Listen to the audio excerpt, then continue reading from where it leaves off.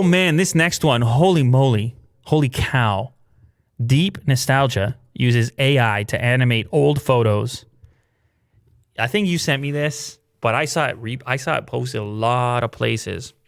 This is a very unsettling feeling. I don't know. Maybe it's not for everybody. For me, it's unsettling feeling. And I have a weird relationship with photos. I have a weird relationship with memories and feeling the need to snap photos. That ain't me, man. Yeah. When it comes to real life, talking about real life experiences, I'm just trying to be there. I'm just trying to be present. Let my mind do with it what it will. Be in the moment. It's a struggle anyway. Yeah. But no judgment. I mean, do what you. Life is weird, you know. Anyway, this one, it takes really old photos. It applies a kind of a deep fake scenario to it. It animates. And you're about to scroll down and show people exactly what that entails, what that looks like. Couple of photos here on Tom's guide. Look at this. That's a still photo. It fills in the gaps. It creates this animation. This is coming from one photo. One single frame.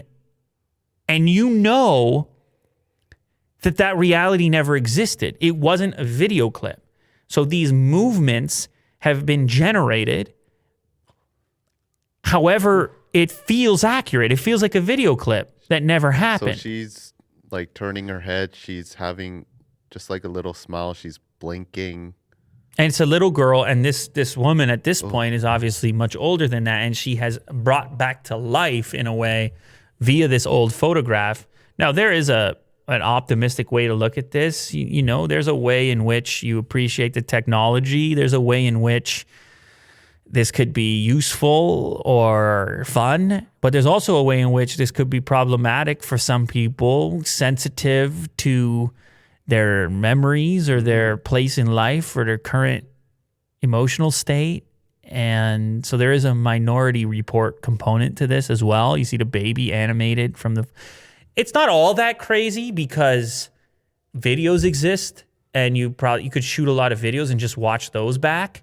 Yeah. But there's something about the fact that reality never existed. Those movements aren't the movements of that individual at the moment. And certainly when you get back to those really old photos like this one, there wouldn't be any video footage. No.